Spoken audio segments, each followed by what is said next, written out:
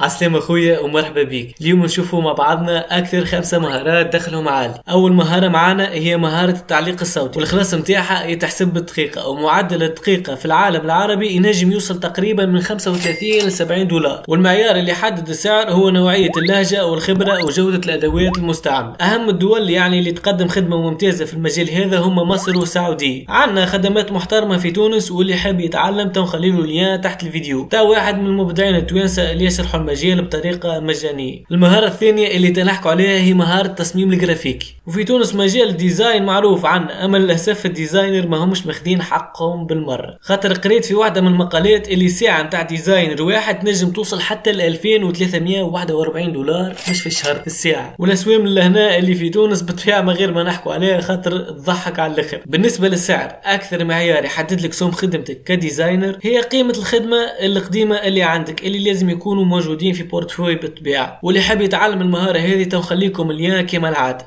ثالث مهارة نحكوا عليها هي مهارة الترجمة، واللي مربوطة بشكل أساسي بطبيعة الحال بتعلم اللغات. ينجم المترجم الفوري اللي تشوفوه يترجم بشكل مباشر في برامج التلفزة، مثلا يوصل يتقاضى حتى 25,000 دولار يعني في الشهر وحتى أكثر. والمترجم التحريري اللي يترجم المقالات يتقاضى على حسب يعني صعوبة اللغة وطول المقال. رابع مهارة معانا اليوم هي مهارة صناعة الفيديو، اللي يعتبر مدخولها من أعلى المهارات اللي ذكرناها، والطلب عليها في ازدياد أكثر وأكثر، وينجم يوصل سوم الدقيقة فيها حتى 1000 دولار. والكلام اللي نحكي فيه ما فيه حتى مبالغ. ثم يوتيوبر مصري اسمه سهيب يهبط على المجال هذا بأكثر تفاصيل. تنخليكم اليوم كما العادة حتى نربحوا الوقت معناه. خامس مهارة وهي مهارة غنية عن التعريف، اللي هي البرمجة، وتقريبا المبرمجين هم الأعلى دخلا يعني في كل المهارات اللي ذكرناهم قبل. في تونس مثلا راتب المبرمج ينجم يوصل يعني بمعدل من مليون حتى ل 6 ملايين، وأكثر من 75% حسب آخر إحصائيات تقريبية. شهرياتهم يعني تتجاوز 2.5 ملايين. والمبرمج بصفة عامة مطلوب برشا في سوق العمل الحر، وأي واحد يتعلم البرمجة راي بإذن الله باش تحسن له مستقبله في الأكيد. وهكا نكون وصلنا لآخر الفيديو. كي كملت معايا للاخر رانا ولينا اصحاب سي، واكيد باش تخلي لي جيم على الفيديو ما بيناتناش عاد. ملتقانا المره الجايه ان شاء الله نهار الاربعاء مع 8.